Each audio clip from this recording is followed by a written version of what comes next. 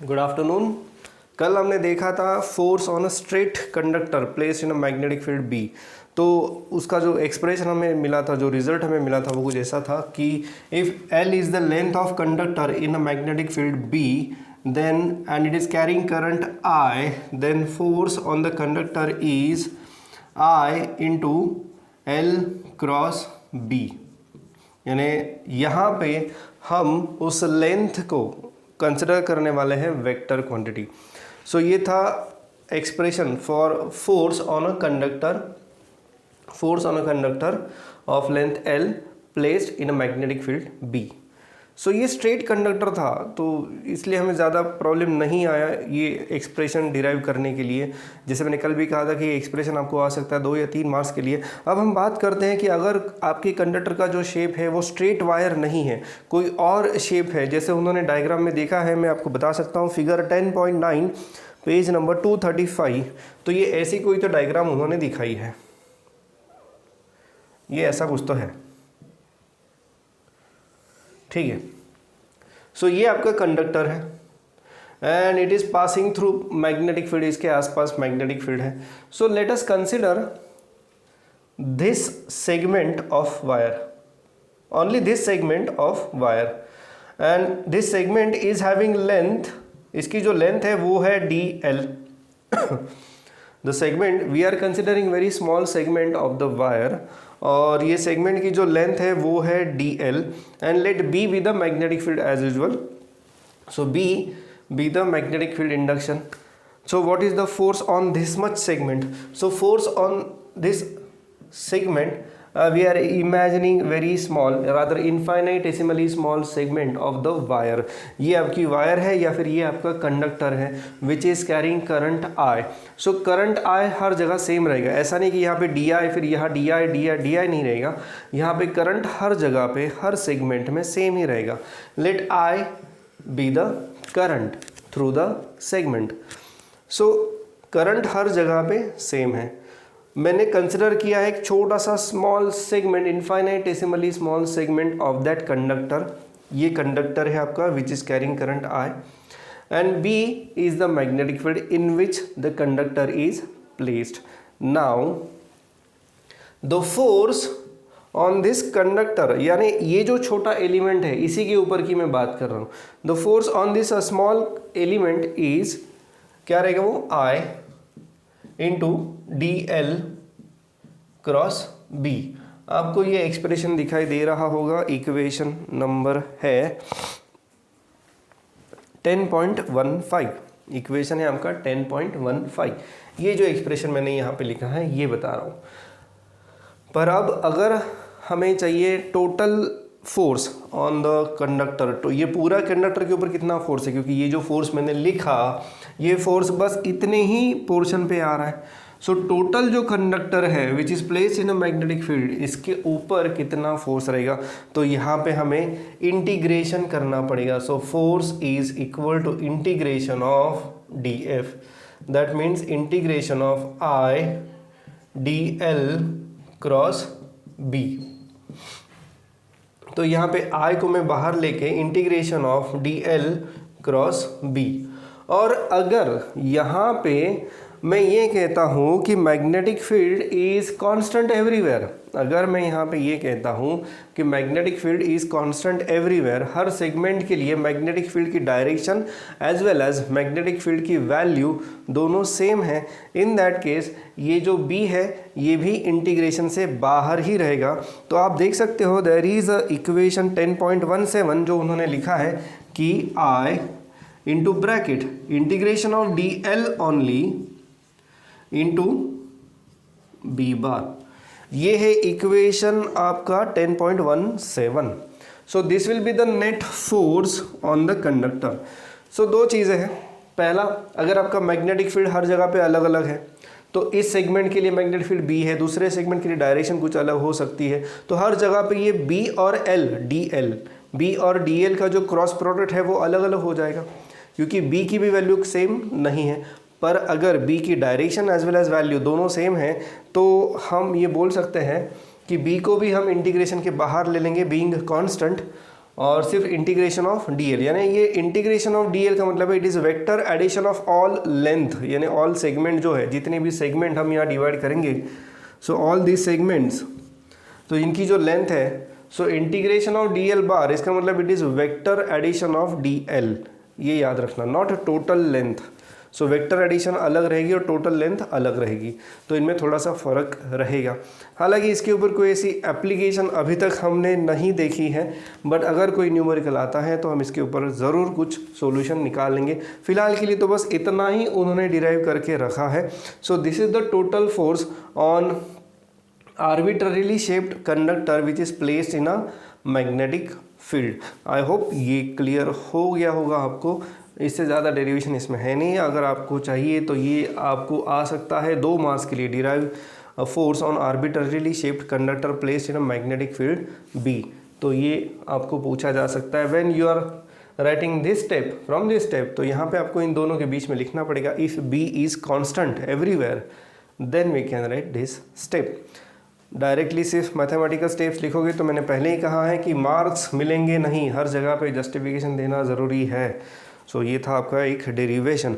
अब बात करते हैं, एक सॉल्व्ड एग्जाम्पल है, वहाँ पे एग्जाम्पल है 10.2 और थोड़ा थियोरेटिकल है, तो उसके बारे में मुझे लगता है कि मैं थोड़ा सा डिस्कशन इसके ऊपर ले लूँ। तो देखते हैं वो एग्जाम्पल क्या है।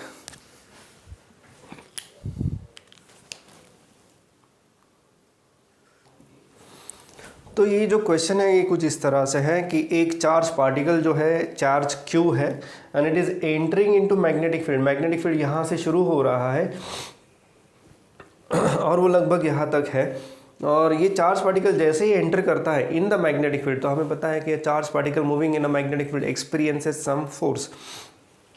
तो उस फोर्स की वजह से उसकी जो पाथ है वो चेंज हो जाती है। अगर मैग्नेटिक फील्ड नहीं रहता तो ये जो चार्ज पार्टिकल वो सीधा निकल जाता है ऐसे, but because of that magnetic force ये डेविएट हो जाता है इस प्रकार से।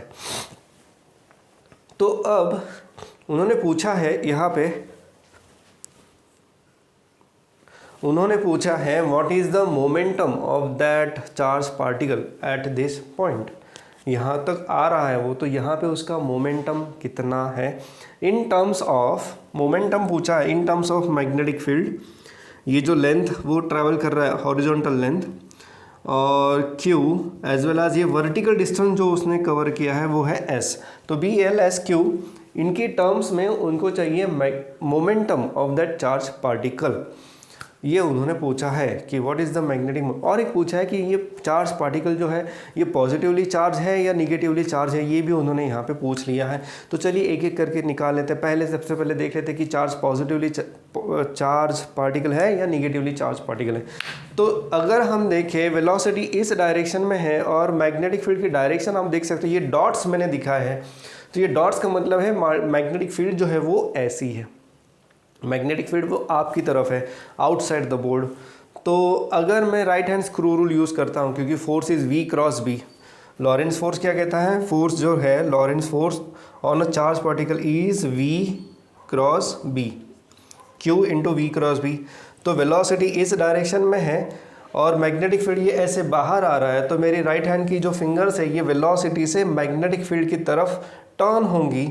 तो थंब जो डायरेक्शन बता रहा है वो डाउनवर्ड डायरेक्शन है, यानी मैग्नेटिक फोर्स जो है वो डाउनवर्ड डायरेक्शन में चाहिए, बट पार्टिकल कहाँ गया है, पार्टिकल गया अपवर्ड डायरेक्शन में। तो अब मैं बता देता हूँ क्या हो रहा है। लॉरेंस फोर्स में जो चार्ज हम एज्यूम करते हैं वो हमेशा पॉजिटिव चार्ज रहता है, और ये पार्टिकल जो है वो ऊपर गया, इसका मतलब ये है कि उस पार्टिकल के ऊपर जो चार्ज है वो निगेटिव चार्ज है। आई होप ये समझ में आ गया होगा। फिर से एक बार बता रहा हूँ कि जब मैं right hand screw rule use करता हूँ तो वेलोसिटी ऐसी है, मैग्नेटिक फील्ड ऐसा है, तो मेरी फिंगर जो है राइट हैंड की वो वेलोसिटी से मैग्नेटिक फील्ड में टर्न होती है, तो थंब डाउनवर्ड डायरेक्शन में फोर्स इंडिकेट करता है, बट पार्टिकल के ऊपर फोर्स अपवर्ड डायरेक्शन में। इसका मतलब ये है कि जो पार्टिकल है वो निगेटिवली चार्ज है, क्योंकि लॉरेंस फोर्स की जो डायरेक्शन रहेगी वो पॉजिटिव चार्ज को कंसिडर करके निकालेंगे, बट ये डायरेक्शन अपोजिट आ रही है, इसका मतलब पार्टिकल इज़ निगेटिवली चार्ज्ड। तो ये पहला पार्ट हो गया। अब नेक्स्ट बात करते हैं कि कितना फोर्स इसके ऊपर एक्ट हो रहा है। तो हम देख सकते हैं कि the velocity is perpendicular to the magnetic field. So यहाँ पे हम लिख सकते हैं F is equal to Q V B sine theta, Q V B sine of 90, यानी F is equal to Q V B, where V is velocity, B is magnetic field, Q is charge. अब बात करते हैं force की। Force क्या होता है? Mass into acceleration. So ma is equal to qvb. So acceleration is qvb upon m. अब ये जो एक्सेलरेशन है, ये कौन सा एक्सेलरेशन हमने निकाल लिया? ध्यान दो, पार्टिकल जो है वो ऐसे ऊपर की तरफ भी डाइवर्ट हो रहा है। सो उसको जब वो यहाँ पे था तो उसकी अपवर्ड वेलोसिटी ज़ीरो थी। अपवर्ड वेलोसिटी यानी velocity in the direction Y direction. हम बोल सकते हैं कि वाई डायरेक्शन में उसकी वेलोसिटी ज़ीरो थी। एक्स डायरेक्शन में उसकी वेलोसिटी है v और वो v ही रहेगी। एक्स डायरेक्शन में उसकी वेलोसिटी चेंज नहीं होगी क्योंकि ऐसा अपोजिंग फोर्स कुछ भी नहीं आ रहा है वहाँ पे। सो एक्स डायरेक्शन में जो उसकी वेलोसिटी है v, वो v ही रहेगी। But because of magnetic force उस चार्ज को अभी अपवर्ड डायरेक्शन में यानी वाई डायरेक्शन में भी वेलोसिटी मिल रही है और वो वेलोसिटी बढ़ रही है और उसकी जो रेट है वो है एक्सेलरेशन a। बढ़ने का जो रेट है वेलोसिटी का वो है acceleration a, and that acceleration a is given by qvb upon m, where this force is written as mass into acceleration and hence acceleration in y direction is qvb upon m। I hope यहाँ तक आपको समझ में आ गया होगा। ये step सारी की सारी उन्होंने उस सॉल्व्ड एग्जाम्पल में भी दी है। तो नेक्स्ट जो उन्होंने ढूंढ निकाला है वो क्या निकाला है? जी हाँ, अब ये जो वर्टिकल डिस्टेंस जो उसने कवर कर लिया है, वर्टिकल डिस्टेंस है ये s। सो हमें पता है कि distance is equal to s is equal to ut plus half a t square.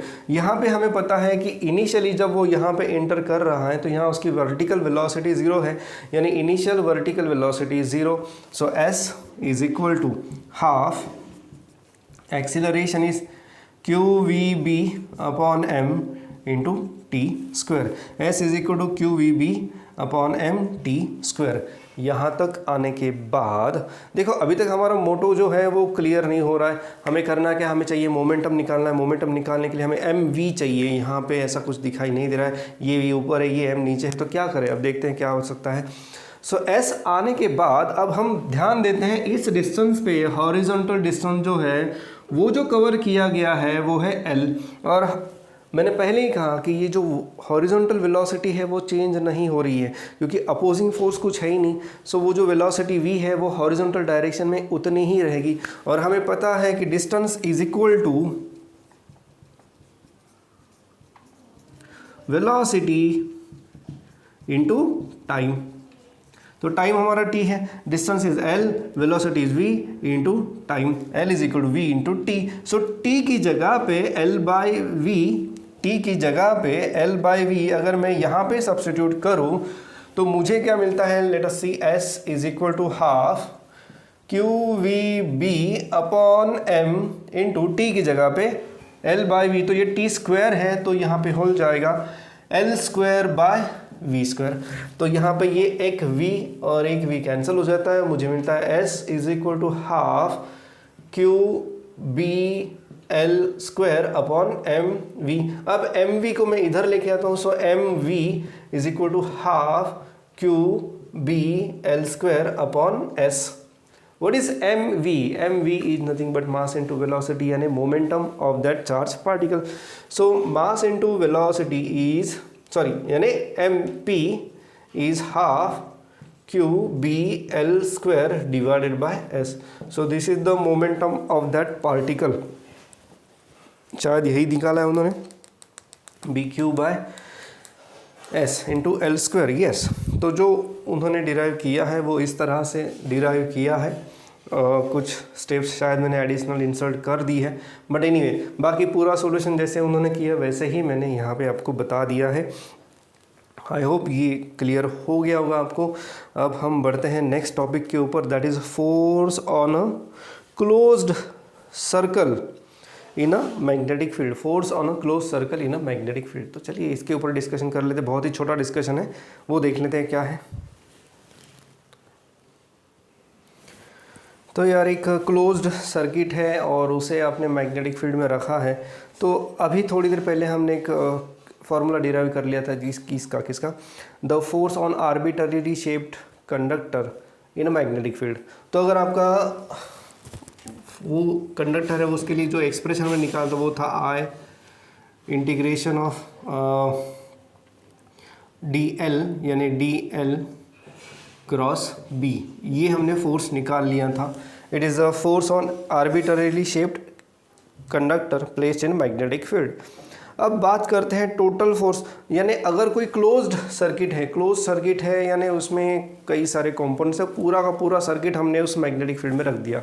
So total force will be I D L cross B.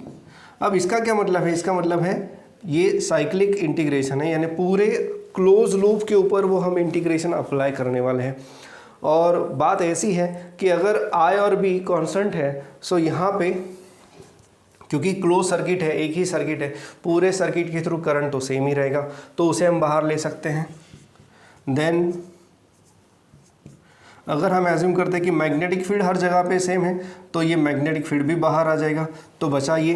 अब इसमें और इसमें दोनों में फ़र्क है, यहाँ पे इंटीग्रेशन ओवर टोटल लेंथ था, यहाँ पर भी इंटीग्रेशन टोटल लेंथ है, बट ये क्लोज लेंथ है। यानी इसमें देखो ये मैग्नेटिक फील्ड है, तो ये लेंथ इसमें फ़र्क है, और ये लेंथ दोनों में क्या फ़र्क है, ये लेंथ जो है वायर की ये क्लोज्ड लेंथ नहीं है, बट यहाँ पे ये जो wire it is forming a close loop, and integration over close loop is always zero. Integration over close loop is always zero. तो इसकी जो वैल्यू है वो आ जाएगी ज़ीरो, और ये ज़ीरो आ गया तो आपका जो नेट फोर्स है वो ज़ीरो हो जाएगा। तो ये आर्बिट्ररीली शिफ्ट हो गया, तो उसके लिए ये एक्सप्रेशन वैलिड है, ठीक है, क्योंकि ज़रूरी नहीं है कि हमेशा वो क्लोज्ड सर्किट हो, but this is your close circuit because this is forming a loop in that magnetic field. तो उसकी वजह से होता ये है कि इंटीग्रेशन ओवर क्लोज सर्किट, यानी integration of length over close circuit is always zero. इसको आप किस तरीके से देख सकते हो, जैसे आपको पता है पॉलीगॉन लॉ ऑफ वेक्टर्स, तो ऐसे अगर ये डिफरेंट वेक्टर्स है और इनको मैं ऐसे जोड़ के एक पॉलीगॉन बना दूँ, so what is the resultant of all this vectors, तो resultant of all this vectors is zero. So ये सिमिलर टू उसी की तरह इसका भी आंसर आपका ज़ीरो हो जाएगा। You can revise polygon addition of vectors, तो इसमें जैसे आपकी टोटल एडिशन ज़ीरो हो जाती है, वैसे यहाँ पे total length over close loop वो भी आपकी ज़ीरो हो जाएगी। सो ये था discussion regarding force on a close circuit in a magnetic field, यानी कोई भी एक क्लोज सर्किट है वो मैग्नेटिक फील्ड में रखा है, पूरा सर्किट जो है वो हमने मैग्नेटिक फील्ड में रखा है। So in that case force acting on that circuit, total force acting on that circuit is zero. अब थोड़ा अगर प्रॉब्लम आ रहा है इसको इमेजिन करने में, तो एक और चीज़ देख लेते हैं कि सपोज़ कि एक कंडक्टिंग वायर है इस तरह से, and it is carrying current like this, current flow हो रहा है इसमें से। तो अब देखो ये वाले सेक्शन देखो और ये वाला सेक्शन देखो, यहाँ पे हम देख सकते हैं कि करंट दोनों में अपोजिट डायरेक्शन में,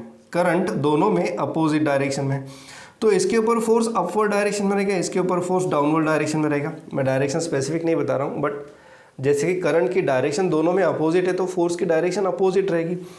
अब ये वाले सेगमेंट देखो, यहाँ वाले, तो यहाँ पर भी करंट की डायरेक्शन जो है वो अपोजिट रहेगी, तो फोर्स की डायरेक्शन भी अपोजिट रहेगी।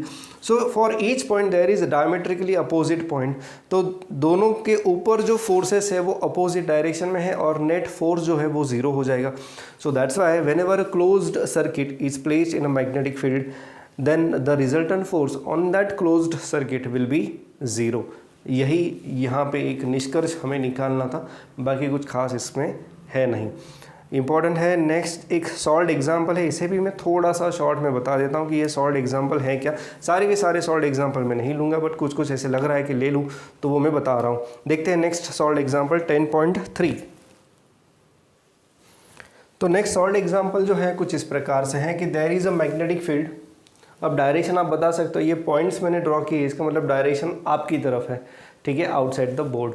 और ये एक लूप है वायर का जिसमें से करंट आई फ्लो हो रहा है, और एक बल्ब हमने यहाँ पे अटैच किया है जिसका मास है m, और ये लूप कहीं पर भी ऊपर से सपोर्टेड नहीं है।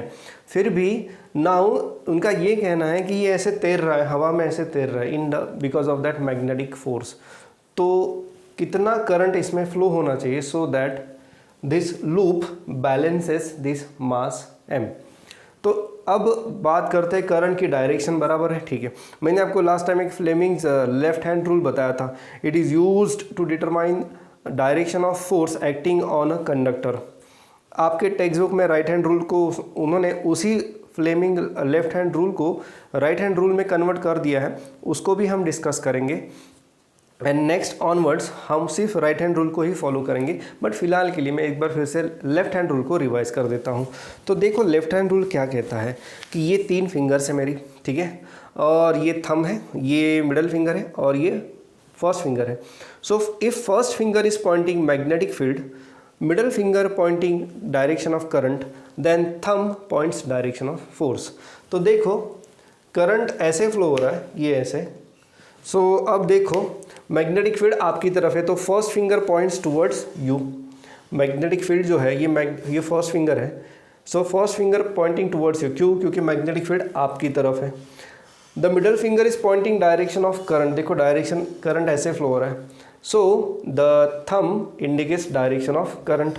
सो थंब की जो डायरेक्शन है that is the direction of thumb जो है that indicates direction of force on the conductor.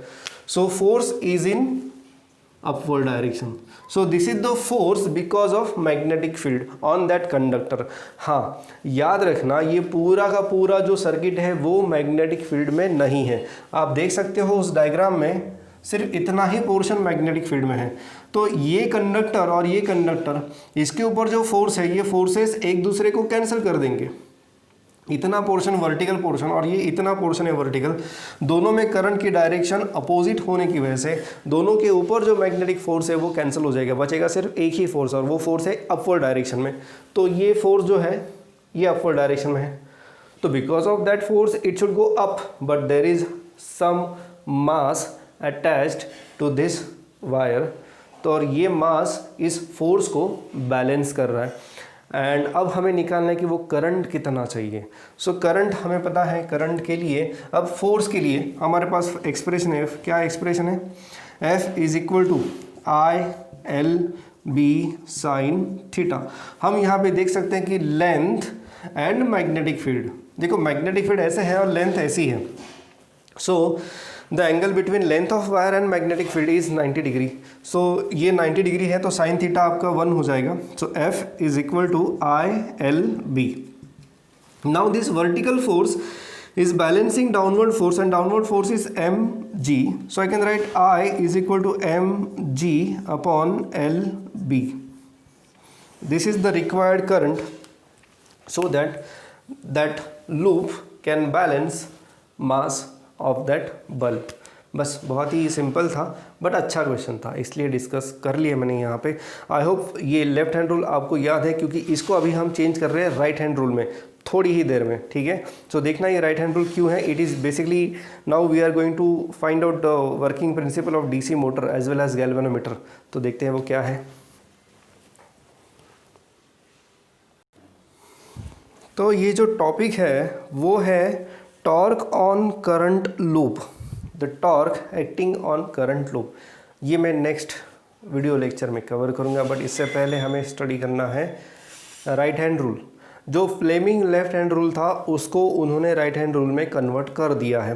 तो ठीक है, कोई ज़्यादा डिफरेंस तो है नहीं, बस है तो वही, बहुत सिंपल है, कुछ फ़र्क नहीं पड़ता उससे। वो राइट हैंड रूल आप यूज़ करो या लेफ्ट हैंड रूल यूज़ करो, कोई फ़र्क पड़ता नहीं। याद रहे ये राइट हैंड रूल अब तीसरा राइट हैंड रूल हो गया। पहला राइट हैंड रूल था आपका वेक्टर्स का, राइट हैंड स्क्रू रूल ये वाला, और दूसरा राइट हैंड थंब रूल था, वो ये था मैग्नेटिक फील्ड के लिए, current carrying conductor placed in a rather you are holding a current carrying conductor such that the thumb indicates direction of current, then curled fingers show the direction of magnetic field. अब जो है ये जो तीसरा right hand rule है, ये वाला right hand rule है जो मैं हमेशा बताता हूँ। ये तीनों fingers, middle finger, first finger and thumb, they are held perpendicular to each other. And now what is this rule? सबसे पहले देखो कि सिचुएशन क्या है। सिचुएशन कुछ इस प्रकार से है, ये नॉर्थ पोल है, ये साउथ पोल है। सो उनके बीच में एक मैग्नेटिक फील्ड है। तो मैग्नेटिक फील्ड की डायरेक्शन आपको समझ में आ गई, magnetic field north to south है। और एक करंट लूप यहाँ पे रखा गया है। I am trying to draw the diagram 10.10। देखो 10.10 में और इस डायग्राम में थोड़ा सा फर्क है। यहाँ पे ऐसे करंट कंडक्टर दिखा है कि करंट कंडक्टर ऐसे अंदर आ रहा है, फिर यहाँ से ऐसे बाहर जा रहा है, वो मैंने दिखाया नहीं है, जस्ट फॉर सिंप्लिसिटी, बाकी उससे कुछ फ़र्क पड़ने वाला नहीं है। ठीक है। दूसरा है कि करंट की डायरेक्शन आप देखो, DCBAD, ये ऐसा करंट फ्लो हो रहा है इस लूप में। अब यहाँ पे बात आ जाती है कि there is a closed circuit placed in a magnetic field. तो टोटल फोर्स इस क्लोज्ड सर्किट के ऊपर कितना रहेगा? सो टोटल जो फोर्स है ऑन दिस क्लोज्ड सर्किट वो रहेगा 0। और ये उन्होंने प्रूव भी करके दिखाया है, बहुत सारा डिस्कशन उन्होंने किया है। There is one more diagram 10.12A, उसके बारे में भी डिस्कशन करने की ज़रूरत नहीं, क्योंकि उसमें यही बताया है कि total force on current carrying rather closed circuit is 0।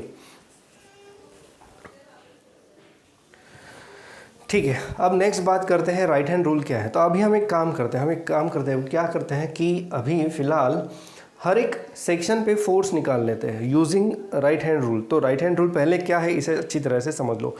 The first finger, if the first finger indicates direction of current, तो if first finger shows direction of current, then middle finger shows direction of magnetic field,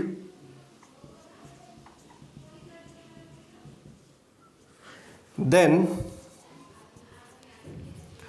thumb indicates direction of force। देखो, if first finger ये वाली indicates direction of current, middle finger shows direction of magnetic field, then thumb shows direction of force। तो देखते हैं, पहले DC पे निकाले थे, DC पे क्या फोर्स रहेगा, कौन सी डायरेक्शन में रहेगा। सो DC में देख सकता हूँ कि DC जो है current, it is carrying current inside the board. ठीक है। सो ये अभी है, तो ये first finger it should show direction of current and the middle finger should show direction of magnetic field. तो direction of magnetic field is like this. फिर से एक बार, first finger the current is going inside, DC यानी मैं assume कर रहा हूँ कि current is going inside, so first finger is directed inside the board, first finger is indicated inside the board, the middle finger should show direction of magnetic field। तो middle finger जो है it is in the direction of magnetic field, यहाँ पे north है, यहाँ पे south है। So middle finger is showing direction of magnetic field, then thumb indicates direction of force. तो फोर्स जो है वो डाउनवर्ड डायरेक्शन में है। सो इसके ऊपर फोर्स जो है वो है डाउनवर्ड डायरेक्शन में। अब बात करते हैं force on AB। So force on AB अगर हम निकालना चाहें तो फिर से यही बात, द फर्स्ट फिंगर, अब AB से जो करंट आ रहा है वो आपकी तरफ आ रहा है, DC से करंट ऐसे जा रहा था, घूम के ऐसे आपकी तरफ आ रहा है। सो AB का जो करंट है वो आपकी तरफ आ रहा है, मैग्नेटिक फील्ड अभी भी यही है, and thumb is showing the direction of magnetic field. ये फर्स्ट फिंगर आपको दिखाई नहीं दे रही है, ये फर्स्ट फिंगर आपकी तरफ है, ये ऐसी। ठीक है। Middle finger is showing direction of magnetic field and thumb indicates direction of force. So यहाँ पे जो फोर्स है ये अपवर्ड डायरेक्शन में है। अब बात करते हैं BC की एंड AD की। तो जहाँ तक मैं देख सकता हूँ BC एंड AD ये दोनों कंडक्टर जो है, लेट अस एज्यूम कि ये ऐसे रखा है, जो प्लेन रखा है कंडक्टर का वो ऐसे रखा है, यानी BC and AD they are parallel to magnetic field. BC and AD they are kept parallel to magnetic field and hence दोनों में एंगल जो रहेगा 0 रहेगा। फोर्स जो रहता है, force is I L cross B, तो LB sine theta, ILB sine theta.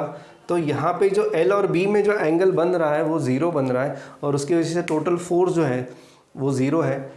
पर यहाँ पे दिखाई ये दे रहा है कि even if these two forces are cancelling each other, so net force is 0, but there the two forces are not acting along the same line, the two forces are not acting along the same line, और उसकी वजह से हो ये रहा है कि there is a torque acting on the loop। ये जो लूप है, कौन सा लूप, ABCD वाला लूप जो है, there is a torque acting on the loop and because of that torque the loop tries to rotate, और ये रोटेशन ही है आपका वर्किंग प्रिंसिपल किसका, डीसी मोटर का। सो दैट्स वाई डीसी मोटर में जो शाफ्ट है वो रोटेट होता है because of such arrangement. Of course उसके अंदर की अरेंजमेंट थोड़ी ज़्यादा कॉम्प्लिकेटेड रहती है एज़ कम्पेयर टू दिस।